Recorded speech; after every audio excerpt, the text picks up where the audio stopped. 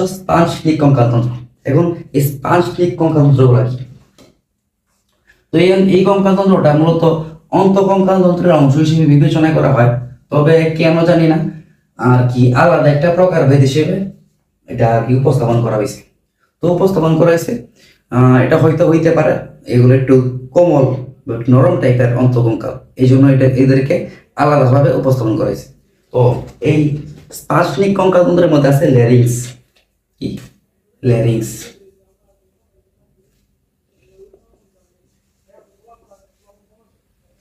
Larynx.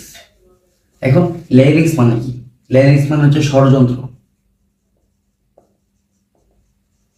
ষড়যন্ত্র। তো larynx এর তরুণাস্থি।